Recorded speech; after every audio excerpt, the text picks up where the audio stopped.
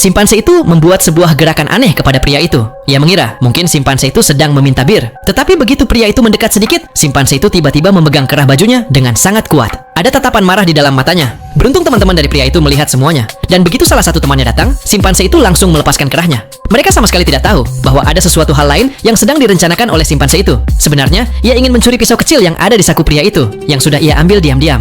Begitu malam tiba, ia mengikat pisau itu pada sebuah tongkat, dan dengan sangat hati-hati membuka gembok kandangnya. Setelah itu, ia tidak melarikan diri. Ia perlahan mendekati kandang gorila besar dan membebaskannya juga. Melihat hal itu, gorila-gorila lain juga ingin bebas dan mulai ribut. Namun untuk membebaskan mereka semua, dibutuhkan sebuah kunci.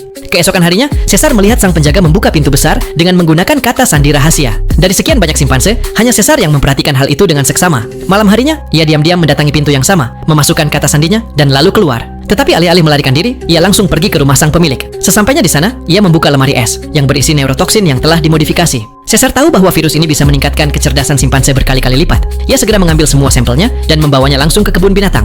Pada malam hari, ketika semua simpanse sedang tidur, Caesar dengan sangat hati-hati menyebarkan virus itu ke dalam ruangan. Pagi harinya, ketika pria itu datang untuk mengambil para simpanse, ia sama sekali tidak tahu bahwa kini mata semua simpanse memancarkan cahaya hijau muda. Caesar duduk di pintu, memperhatikan mata setiap simpanse dengan cermat. Ia tidak akan membiarkan siapapun keluar sampai mata mereka berubah hijau sepenuhnya. Profesor itu terkejut melihat hal tersebut. Mengapa para simpanse, yang biasanya selalu ribut, justru sangat tenang hari ini? Namun ia sama sekali tidak tahu bahwa permainan sebenarnya baru akan dimulai. Menjelang sore, semua simpanse kembali ke kandang mereka.